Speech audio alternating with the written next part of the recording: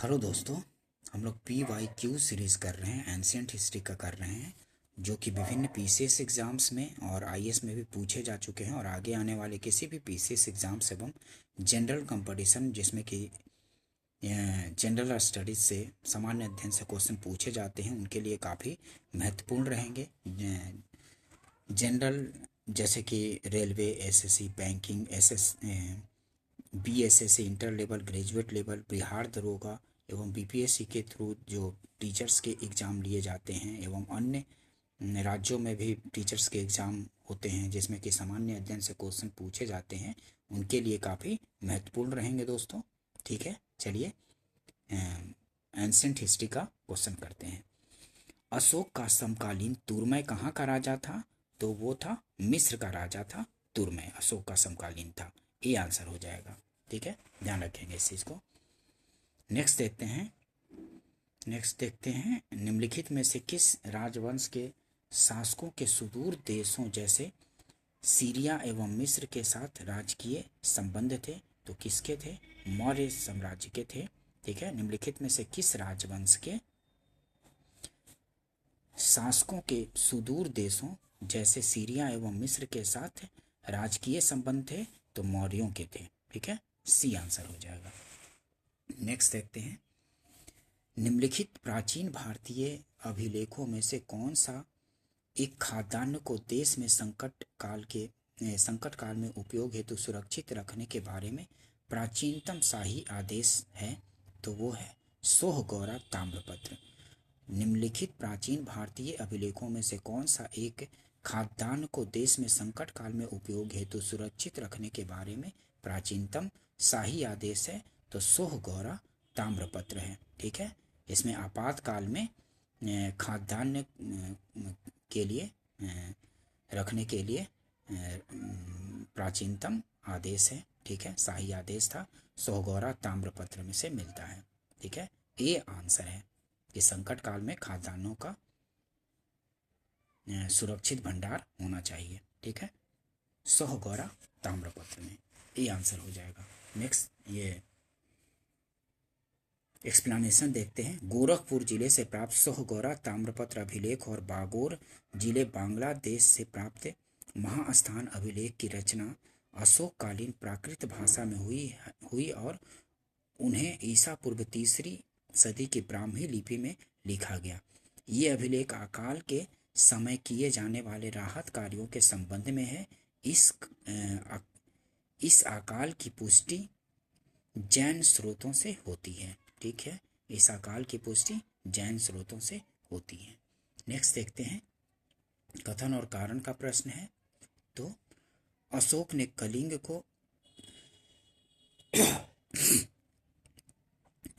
कलिंग को मौर्य साम्राज्य में जोड़ लिया था। सही है। कलिंग दक्षिण भारत को जाने वाले स्थलीय एवं समुद्री मार्गों को नियंत्रित करता था।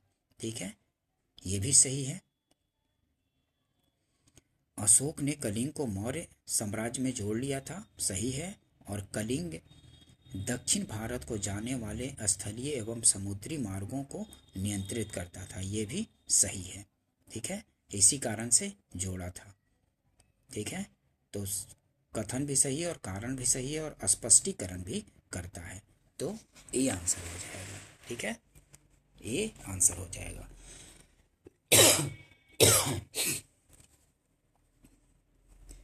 ए और आर कथन कारण दोनों सही है और आर ए का सही स्पष्टीकरण करता है, तो ए आंसर होगा।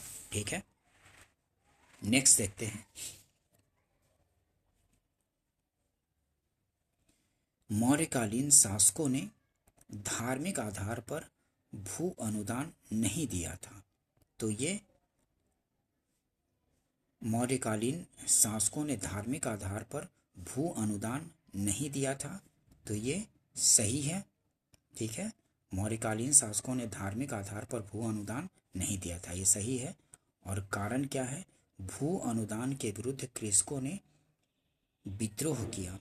भू अनुदान के विरुद्ध कृषकों ने विद्रोह किया, ये गलत है। ठीक है, भू अनुदान के विरुद्ध कृषकों ने विद्रोह किया, ये गलत बात है, स्टेटमेंट गलत है। ठीक है, तो ए सही है और आर गलत है। तो सी हो जाएगा, ए सही और आर गलत। एक्सप्लेनेशन देखते हैं। धार्मिक आधार पर भूमि दान का प्रथम साक्ष्य मौर्योत्तर युगीन राजवंश सातवाहन के समय के एक अभिलेख से प्राप्त होता है। ठीक है, मौर्य काल का ये घटना नहीं है। धार्मिक आधार पर भू अनुदान, ठीक है। धार्मिक आधार पर भूमि दान का प्रथम साक्ष्य कब मिलता है? मौर्योत्तर युगीन राजवंश सातवाहन के समय एक अभिलेख से प्राप्त होता है। मौर्यकालीन शासकों ने धार्मिक आधार पर कोई भूमि दान स्वरूप नहीं दी थी। भूमि दान के विरुद्ध कृषकों के विद्रोह का कोई वर्णन नहीं प्राप्त होता है। ठीक है, ये भी तो ये सही है, आर गलत है। ठीक है, ध्यान रखेंगे इस चीज को। नेक्स्ट देखते हैं दोस्तों, मौर्य काल में टैक्स को छुपाने चोरी के लिए इनमें से क्या दंड दिया जाता था? तो मृत्यु दंड दिया जाता था। ठीक है, मौर्य काल में टैक्स को छुपाने या चोरी करने के लिए इनमें से क्या दंड दिया जाता था? मृत्यु दंड दिया जाता था टैक्स को चोरी करने, टैक्स चोरी या छुपाने के लिए। ठीक है, ये आंसर हो जाएगा।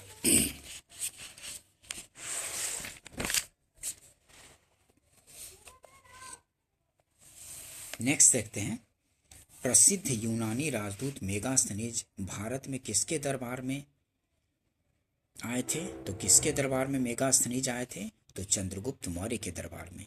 प्रसिद्ध यूनानी राजदूत मेगास्थनीज भारत में किसके दरबार में आए थे? तो चंद्रगुप्त मौर्य के दरबार में आए थे। सी आंसर हो जाएगा। मेगास्थनीज सेल्यूकस निकेटर द्वारा चंद्रगुप्त मौर्य की राजसभा में भेजा गया यूनानी राजदूत था। ठीक है, किसके द्वारा भेजा गया था? सेल्यूकस निकेटर द्वारा। इसके पूर्व वह अराकोसिया के क्षत्रप के राज दरबार में सेल्यूकस का राजदूत रह चुका था। मेगास्थनीज ने काफी समय तक मौर्य दरबार में निवास किया। भारत में उसने जो कुछ भी देखा सुना उसे उसने इंडिका नामक अपने ग्रंथ में लिपिबद्ध किया। ठीक है, जो भी भारत में मेगास्थनीज ने देखा सुना उसको किसमें? तो इंडिका नामक अपने ग्रंथ में लिपिबद्ध किया है। ठीक है, ध्यान रखेंगे, मेगास्थनीज का ही लिखा हुआ है पुस्तक ग्रंथ इंडिका। ठीक है, मेगास्थनीज का है। इंडिका काफी महत्वपूर्ण ग्रंथ है, इसके बारे में बार बार पूछे जाते हैं। तो ये किसका है? मेगास्थनीज का है। मेगास्थनीज ने भारतीय समाज को कितने श्रेणियों में विभाजित किया है? तो 7 श्रेणियों में विभाजित किया है मेगास्थनीज ने भारतीय समाज को। ठीक है, ध्यान रखेंगे इस चीज को। मेगास्थनीज ने तत्कालीन भारतीय समाज को 7 श्रेणियों में विभाजित किया, जो इस प्रकार है। पहला दार्शनिक, दूसरा कृषक, तीसरा पशुपालक, चौथा कारीगर, पांचवा योद्धा, छठा निरीक्षक, सातवां मंत्री। ठीक है, मेगास्थनीज भारतीय समाज में दास प्रथा के प्रचलित होने का उल्लेख नहीं करता। ठीक है, दास प्रथा के प्रचलित होने का उल्लेख नहीं करता है मेगास्थनीज। ठीक है, ये ध्यान रखिएगा स्टेटमेंट कि मेगास्थनीज जो है भारतीय समाज में दास प्रथा के प्रचलित होने का उल्लेख नहीं करता है। इससे क्वेश्चन पूछे जाते हैं।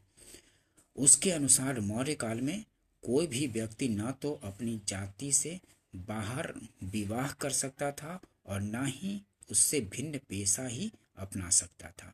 ठीक है, ध्यान रखेंगे। नेक्स्ट देखते हैं, निम्नलिखित में से किस स्रोत में उल्लिखित है कि प्राचीन भारत में दास्तां नहीं थी? तो किस में लिखी गई है कि प्राचीन भारत में दास्तां नहीं थी?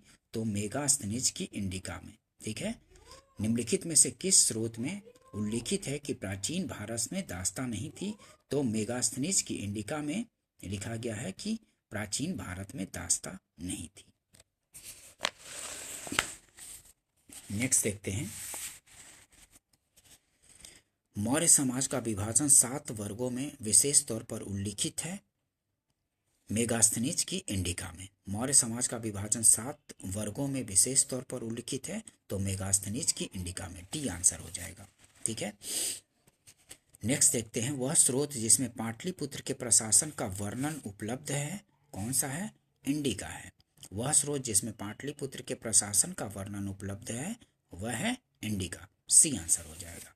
ठीक है, नेक्स्ट ये एक्सप्लेनेशन देखते हैं, पाटलिपुत्र नगर के प्रशासन का विवरण मेगास्थनीज की इंडिका में प्राप्त होता है। ठीक है, पाटलिपुत्र नगर के प्रशासन का विवरण मेगास्थनीज की इंडिका में प्राप्त होता है। मेगास्थनीज ने पाटलिपुत्र की नगर परिषद की पांच पांच सदस्यों वाली 6 समितियों का उल्लेख किया है। ठीक है, 6 समितियों का उल्लेख किया है। वह नगर के पदाधिकारियों को एस्टिनोमोई कहता है। ठीक है, पदाधिकारियों को क्या कहता है? नगर के पदाधिकारियों को एस्टिनोमोई कहता है मेगास्थनीज। नेक्स्ट देखते हैं, निम्नलिखित में से कौन स्रोत मौर्यों के नगर प्रशासन का विस्तृत विवरण प्रस्तुत करता है? तो वो है मेगास्थनीज की इंडिका। ठीक है, मौर्यों के नगर प्रशासन का विस्तृत विवरण प्रस्तुत करता है कौन? तो मेगास्थनीज की इंडिका में ही है, मौर्यों के नगर प्रशासन का विस्तृत वर्णन है। ठीक है, निम्नलिखित में से कौन स्रोत मौर्यों के नगर प्रशासन का विस्तृत विवरण प्रस्तुत करता है? तो मेगास्थनीज की इंडिका है, बी आंसर हो जाएगा। ठीक है, ध्यान रखेंगे। नेक्स्ट देखते हैं, मेगास्थनीज की पुस्तक का नाम क्या है? तो इंडिका है। ठीक है, मेगास्थनीज की पुस्तक का नाम क्या है?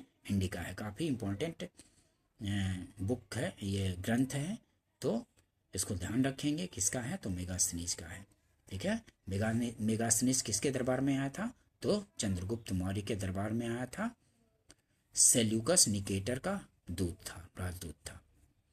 चंद्रगुप्त मौर्य सिकंदर का समकालीन शासक था। चंद्रगुप्त मौर्य जो था सिकंदर का समकालीन शासक था। सिकंदर के समकालीन विदेशी लेखक नियार्कस, आनेसी, क्रीटस, अरिस्टोबुलस तथा मेगास्थनीज थे। ठीक है, चंद्रगुप्त मौर्य सिकंदर का समकालीन था और सिकंदर के समकालीन विदेशी लेखक नियार्कस, आनेसी, क्रीटस, अरिस्टोबुलस तथा मेगास्थनीज थे, जिनके विवरण चंद्रगुप्त मौर्य के विषय में सूचनाएं देते हैं। इन विदेशी लेखकों ने मेगास्थनीज का नाम सर्वाधिक महत्वपूर्ण है। इन विदेशी लेखकों में मेगास्थनीज का नाम सर्वाधिक महत्वपूर्ण है, जिसकी पुस्तक इंडिका मौर्य इतिहास का प्रमुख स्रोत है। ठीक है, इंडिका में मौर्य के इतिहास का प्रमुख स्रोत है। ठीक है, मेगास्थनीज की पुस्तक है। नेक्स्ट देखते हैं, इंडिका का मूल लेखक कौन था? तो मेगास्थनीज था। आप लोग को पता है। ठीक है, इंडिका का मूल लेखक कौन था? तो मेगास्थनीज था। इंडिका का लेखक कौन था? तो मेगास्थनीज था, बी आंसर हो जाएगा। काफी इंपॉर्टेंट क्वेश्चन है दोस्तों। इंडिका का लेखक कौन था? तो मेगास्थनीज है। कितनी बार क्वेश्चन पूछे गए हैं, इसको ध्यान रखेंगे। मौर्य नरेशों के बारे में निम्न में से कौन सा कथन सही है? उन्होंने विकास किया था। किसका विकास किया था? तो संस्कृति, कला व साहित्य का विकास किया था। प्रांतीय विभाजन ये भी, और हिंदू कुश तक साम्राज्य स्थापित किया था। ठीक है, सोने के सिक्के इन्होंने नहीं डलवाए थे। ठीक है, तो डी आंसर हो जाएगा। ए, सी और डी आंसर हो जाएगा। डी आंसर हो जाएगा। ए, सी और डी सही है। संस्कृति, कला व साहित्य का विकास किया था। प्रांतीय विभाजन था इसमें। हिंदू कुश तक साम्राज्य का स्थापना किया था। ठीक है, मौर्य नरेशों के बारे में निम्नलिखित में से कौन सा कथन सही है? उन्होंने विकास किया था। किसका? तो संस्कृति, कला व साहित्य का, प्रांतीय विभाजन और हिंदू कुश तक साम्राज्य। ये ए, सी और डी सही है। इसका मतलब कि डी आंसर हो जाएगा। ठीक है, सोने के सिक्के इन्होंने नहीं जारी किए थे। नेक्स्ट देखते हैं दोस्तों, भाग एवं बलि थे क्या थे? तो राजस्व के स्रोत थे। भाग एवं बलि थे राजस्व के स्रोत थे, बी आंसर हो जाएगा। नेक्स्ट देखते हैं, मौर्य काल में भूमि कर जो कि राज्य की आय का मुख्य स्रोत था, किस अधिकारी द्वारा एकत्रित किया जाता था? तो सीता अध्यक्ष द्वारा एकत्रित किया जाता था। मौर्य काल में भूमि कर जो कि राज्य की आय का मुख्य स्रोत था, किस अधिकारी द्वारा एकत्रित किया जाता था? तो सीता अध्यक्ष द्वारा एकत्रित किया जाता था, सी आंसर हो जाएगा। नेक्स्ट देखते हैं, मौर्य काल में सीता से तात्पर्य क्या है? राजकीय भूमि से प्राप्त आय। ठीक है, मौर्य काल में सीता से क्या तात्पर्य है? तो राजकीय भूमि से प्राप्त आय इसका मतलब है। सीता से तात्पर्य है राजकीय भूमि से प्राप्त आय। नेक्स्ट देखते हैं, मौर्य मंत्री परिषद ने निम्न में से कौन राजस्व इकट्ठा करने से संबंधित था? तो राजस्व इकट्ठा करने से संबंधित कौन था? समाहर्ता था। मौर्य मंत्री परिषद में निम्न में से कौन राजस्व इकट्ठा करने से संबंधित था? मौर्य मंत्री परिषद में निम्न में से कौन राजस्व इकट्ठा करने से संबंधित था? तो समाहर्ता था। ये आंसर हो जाएगा। ठीक है, समाहर्ता राजस्व इकट्ठा करने से संबंधित मंत्री था। नेक्स्ट देखते हैं,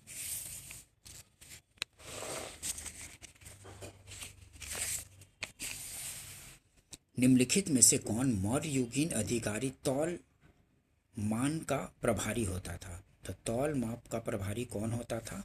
तो पौतवा अध्यक्ष था। ठीक है, पौतवा अध्यक्ष जो था तौल मान का प्रभारी था। मौर्य युगीन अधिकारी पौतवा अध्यक्ष तौल मान का प्रभारी था। पन्या अध्यक्ष वाणिज्य विभाग, सीता अध्यक्ष कृषि विभाग तथा शून्य अध्यक्ष भूचड़ खाने के प्रभारी थे। ठीक है, कौन क्या क्या थे देख लीजिए एक बार फिर से एक्सप्लेनेशन। मौर्य युगीन अधिकारी पौतवा अध्यक्ष तौल मान का प्रभारी था। पन्या अध्यक्ष क्या था? तो वाणिज्य विभाग का अधिकारी था।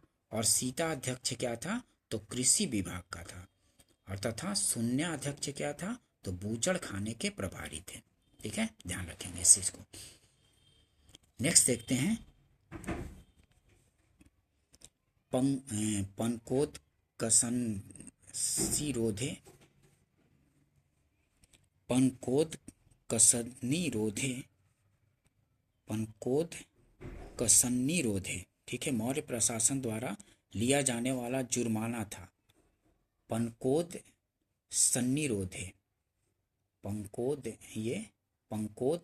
कसन्निरोधे मौर्य प्रशासन द्वारा लिया जाने वाला जुर्माना था। तो सड़क पर कीचड़ फैलाने पर। पंकोद कसन्निरोधे सड़क पर कीचड़ फैलाने पर लिया जाने वाला जुर्माना था। पंकोद कसन्निरोधे, ध्यान रखेंगे इस चीज को। सड़क पर कीचड़ फैलाएंगे तो इस तरह का जुर्माना लगेगा। नेक्स्ट देखते हैं, मौर्य काल में शिक्षा का सर्वाधिक प्रसिद्ध केंद्र कौन सा था? तो तक्षशिला मौर्य काल में शिक्षा का प्रसिद्ध केंद्र था। मौर्य काल में शिक्षा का सर्वाधिक प्रसिद्ध केंद्र कौन था? तो तक्षशिला था। सी आंसर हो जाएगा। नेक्स्ट से देखते हैं,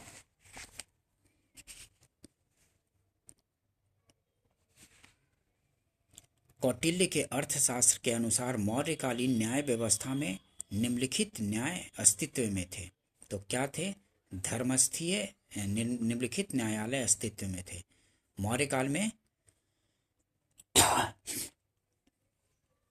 कौटिल्य के अर्थशास्त्र के अनुसार मौर्यकालीन न्याय व्यवस्था में निम्नलिखित न्यायालय अस्तित्व में थे। क्या क्या, कौन कौन से न्यायालय अस्तित्व में थे मौर्य काल में कौटिल्य के अर्थशास्त्र के अनुसार? तो धर्मस्थीय न्यायालय और कंटक शोधन न्यायालय थे। ठीक है, डी आंसर हो जाएगा। धर्मस्थीय न्यायालय थे और कंटक शोधन न्यायालय थे। कौटिल्य के अर्थशास्त्र के अनुसार मौर्यकालीन न्याय व्यवस्था में न्यायालय थे धर्मस्थीय न्यायालय और कंटक शोधन न्यायालय। तो डी आंसर हो जाएगा, दूसरा और चौथा। ठीक है, एक्सप्लेनेशन देखिए। कौटिल्य के अर्थशास्त्र के अनुसार मौर्यकालीन न्याय व्यवस्था में न्यायालय मुख्यतः दो प्रकार के थे, धर्मस्थीय तथा कंटक शोधन। धर्मस्थीय जो था दीवानी तथा कंटक शोधन फौजदारी न्यायालय था। धर्मस्थीय जो था दीवानी मामला देखता था और कंटक शोधन जो था फौजदारी न्यायालय देखता था। ठीक है,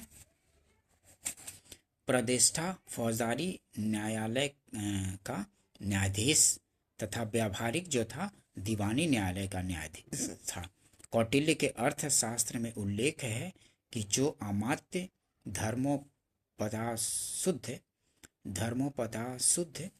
अर्थात धार्मिक प्रलोभन द्वारा शुद्ध चरित्र वाले सिद्ध होते थे, उन्हें ही न्यायाधीश बनाया जाता था। ठीक है, ध्यान रखिएगा। धर्मस्थीय और कंटक शोधन दो प्रकार के न्यायालय थे। धर्मस्थीय क्या था? तो दीवानी न्यायालय। और कंटक शोधन क्या था? तो फौजदारी न्यायालय था। नेक्स्ट देखते हैं, वर्तमान न्यायपालिका प्रशासन का कौन सा कार्य मौर्य काल से जारी है? तो जन्म एवं मृत्यु का पंजीकरण। वर्तमान नगरपालिका प्रशासन का कौन सा कार्य मौर्य काल से जारी है? तो जन्म एवं मृत्यु का पंजीकरण जो है मौर्य काल से ही जारी है। सी आंसर हो जाएगा।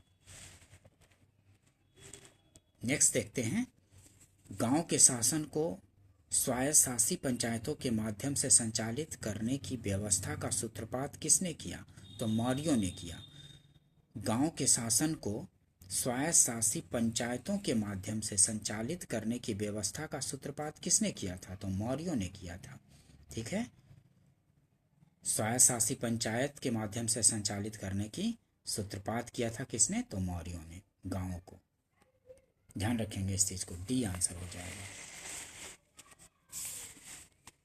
डिटेल्स देखिए, गांवों के शासन को स्वायत्तशासी पंचायतों के माध्यम से संचालित करने की व्यवस्था का सूत्रपात मौर्यों ने किया। यह व्यवस्था उस समय गांव के प्रशासन का आधार थी। मौर्य काल में ग्राम सभा गांव से संबंधित किसी भी मुद्दे पर निर्णय लेने के लिए स्वतंत्र थी। ठीक है, ध्यान रखेंगे इस चीज को। नेक्स्ट देखते हैं, प्राचीन भारत के निम्नलिखित ग्रंथों में से किसमें पति द्वारा परित्यक्त पत्नी के लिए विवाह विच्छेद की अनुमति दी गई है? तो अर्थशास्त्र में। ठीक है, प्राचीन भारत के निम्न ग्रंथों में से किसमें पति द्वारा परित्यक्त पत्नी के लिए विवाह विच्छेद की अनुमति दी गई है? तो अर्थशास्त्र में दी गई है। डी आंसर हो जाएगा। ठीक है, निम्नलिखित में से किसमें पुनर्विवाह वर्जित है? तो किसमें पुनर्विवाह वर्जित है? तो मनुस्मृति में। निम्नलिखित में से किसमें पुनर्विवाह वर्जित है? तो मनुस्मृति में पुनर्विवाह वर्जित है। नेक्स्ट देखते हैं, विदेशियों को भारतीय समाज में मनु द्वारा दिया गया सामाजिक स्तर क्या था? तो व्रत क्षत्रियों का था। विदेशियों को भारतीय समाज में मनु द्वारा दिया गया सामाजिक स्तर था व्रत क्षत्रियों का, फॉलन क्षत्रिय। ठीक है, व्रत क्षत्रिय मतलब फॉलन क्षत्रिय। ठीक है, बी आंसर हो जाएगा। विदेशियों को भारतीय समाज में मनु द्वारा व्रत क्षत्रिय फॉलन क्षत्रियाज का सामाजिक स्तर दिया गया था। नेक्स्ट देखते हैं, निम्नलिखित व्यक्ति भारत में किसी न किसी समय आए तो उनके आगमन का सही क्रम बताना है। तो आगमन का सही क्रम कौन कौन में? फाहियान, इत्सिंग, मेगास्थनीज और वेनसांग में बताना है। तो इसमें सबसे पहले कौन आया था? मेगास्थनीज आया था। चंद्रगुप्त मौर्य के टाइम में ही आया था मेगास्थनीज। ठीक है, उसके बाद कौन आया था? तो फाहियान आया था चंद्रगुप्त द्वितीय के कार्यकाल में। उसके बाद वेनसांग हर्ष के शासनकाल में आया था। ठीक है, और उसके बाद वेनसांग के बाद आया था इत्सिंग। ठीक है, इत्सिंग वेनसांग के बाद आया था। तो क्रम हो जाएगा 3 1 4 2। ठीक है, 3 1 4 2 मतलब कि पहले पहले आया मेगास्थनीज, मेगास्थनीज के बाद आया फाहियान, पहले मेगास्थनीज। ठीक है, मेगास्थनीज के बाद आया कौन? तो फाहियान, फाहियान के बाद आया वेनसांग, वेनसांग के बाद आया इत्सिंग। ठीक है, ध्यान रखेंगे इस चीज को। यूनानी शासक सेल्यूकस ने मेगास्थनीज नामक अपना एक राजदूत चंद्रगुप्त मौर्य के दरबार में भेजा था। वह बहुत दिनों तक पाटलिपुत्र में रहा तथा भारत पर उसने इंडिका नामक पुस्तक की रचना की। चीनी यात्री फाहियान जो था चंद्रगुप्त द्वितीय के समय में भारत की यात्रा की। चीनी यात्री वेनसांग हर्षवर्धन के समय में भारत की यात्रा पर आया। और इत्सिंग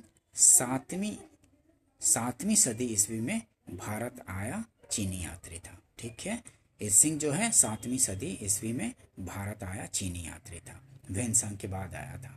तो पहला कौन हो गया, मेगास्थनीज, उसके बाद फाहियान हो गया, फाहियान के बाद वेनसांग, और वेनसांग के बाद हो गया इत्सिंग। ध्यान रखेंगे क्रम को, ठीक है।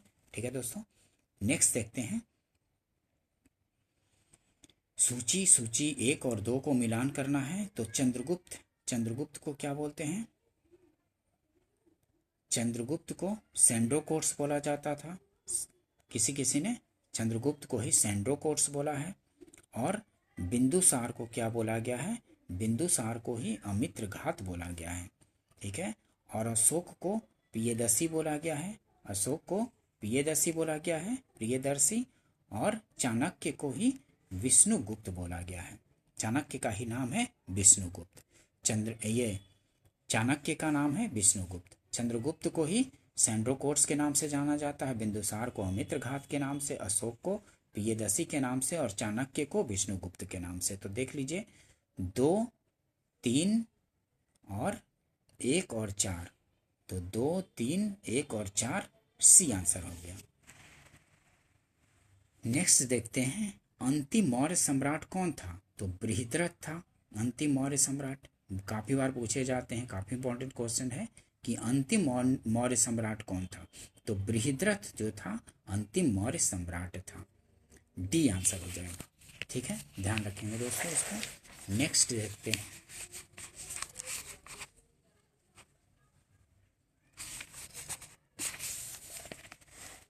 एक्सप्लेनेशन। देखिए अंतिम मौर्य शासक बृहद्रथ था। बृहद्रथ की हत्या उसके सेनापति पुष्यमित्र शुंग के द्वारा 184 ईस्वी पूर्व में की गई, ठीक है। पुष्यमित्र शुंग ने एक नए राजवंश की स्थापना की जिसे शुंग वंश के नाम से जाना जाता है। पुष्यमित्र शुंग कट्टर ब्राह्मणवादी था। इसने 2 अश्वमेघ यज्ञ किए। इन अश्वमेघ यज्ञों के पुरोहित पंतजलि थे, ठीक है। इन जो अश्वमेघ यज्ञ किया गया था उसके पुरोहित पंतजलि थे, जिन्होंने महाभाष्य की रचना की। पतंजलि ने महाभाष्य की रचना की थी, ठीक है। ये सब डिटेल्स भी ध्यान रखेंगे। बृहद्रथ की हत्या किसने कर दी, पुष्यमित्र शुंग ने कर दी 184 ईस्वी पूर्व में, और पुष्यमित्र शुंग ने ही फिर शुंग वंश की स्थापना कर दी थी 184 ईस्वी पूर्व में, ठीक है। ध्यान रखेंगे। नेक्स्ट क्वेश्चन देखते हैं दोस्तों। निम्न कथनों पर विचार कीजिए। अंतिम मौर्य शासक बृहद्रथ की हत्या उसके प्रधान सेनापति पुष्यमित्र शुंग ने की थी, ये सही बात है, ठीक है। पुष्यमित्र शुंग ने ही मौर्य शासक मतलब अंतिम मौर्य शासक जो बृहद्रथ थे उसकी हत्या कर दी थी और शुंग वंश की स्थापना कर दी थी, तो ये सही है। अंतिम शुंग राजा देवभूति की हत्या उसके ब्राह्मण मंत्री वासुदेव कण्व ने की और उसने राज सिंहासन हथिया लिया था। तो ये भी बात सही है कि अंतिम जो शुंग शासक था, अंतिम शुंग राजा देवभूति अंतिम शुंग शासक था, उसकी हत्या ब्राह्मण मंत्री वासुदेव कण्व ने कर दी थी। वासुदेव कण्व ने कर दी देवभूति की हत्या और उसने राज सिंहासन हथिया करके और कण्व राजवंश की स्थापना कर दी थी, ठीक है। और फिर आंध्र ने कण्व राजवंश के अंतिम शासक को पद वंचित किया था, ठीक है। आंध्र ने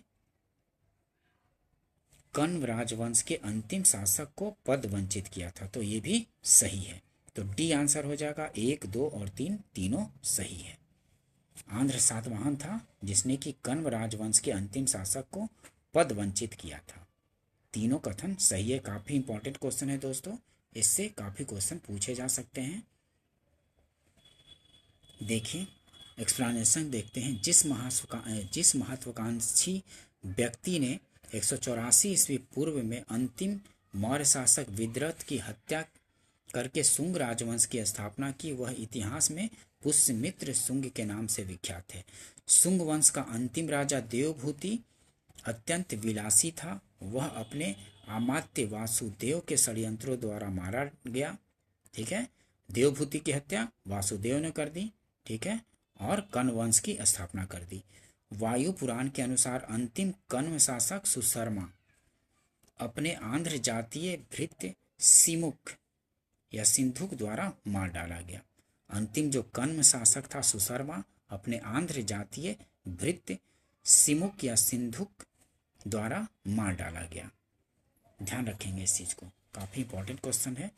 नेक्स्ट देखते हैं,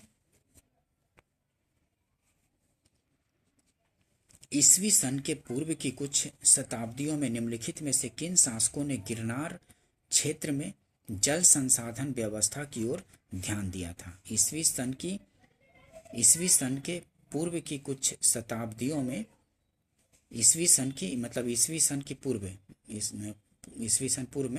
ईसवी सन की पूर्व की कुछ शताब्दियों में निम्नलिखित में से किन शासकों ने गिरनार के क्षेत्र में जल संसाधन व्यवस्था की ओर ध्यान दिया था? तो वो कौन था? चंद्रगुप्त मौर्य था, चंद्रगुप्त मौर्य और अशोक था।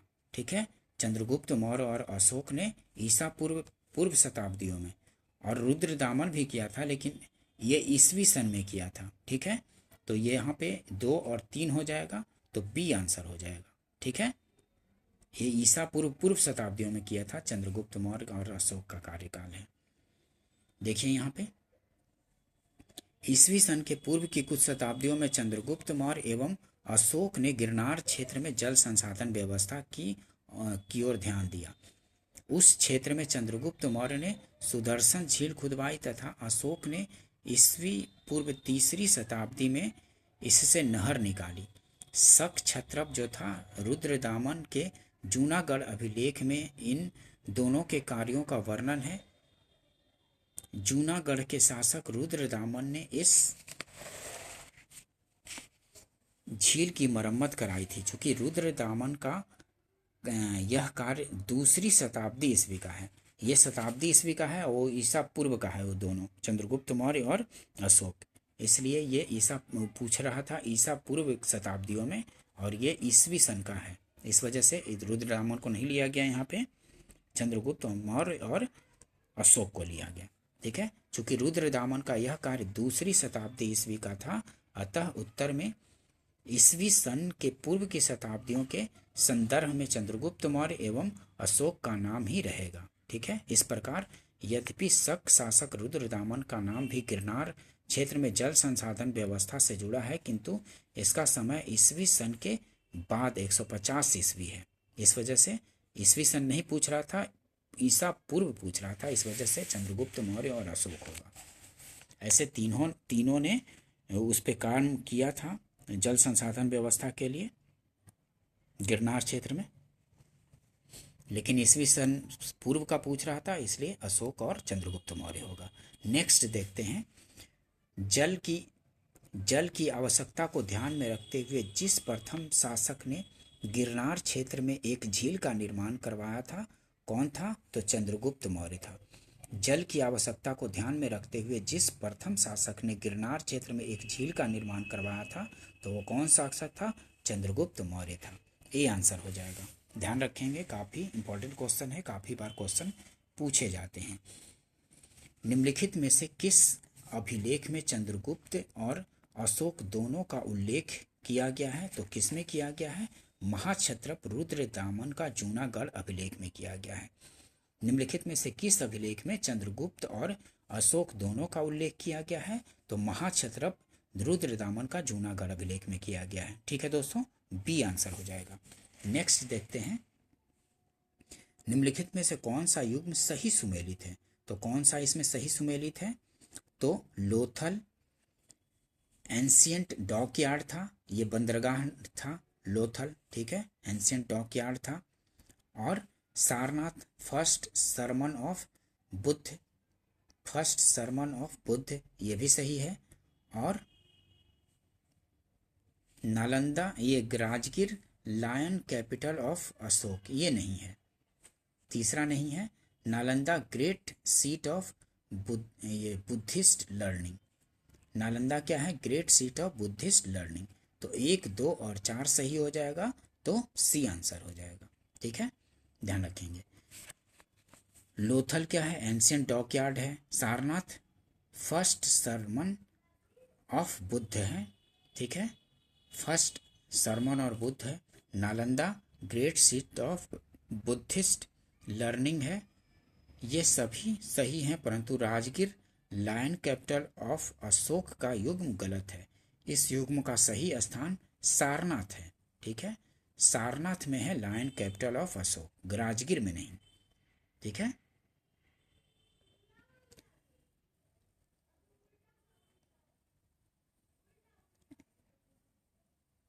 ठीक है दोस्तों, अगर सेशन पसंद आया हो तो इसको लाइक कीजिए, शेयर कीजिए और सब्सक्राइब कीजिए। ठीक है, मिलते हैं नेक्स्ट वीडियो में। वीडियो देखने के लिए थैंक यू दोस्तों।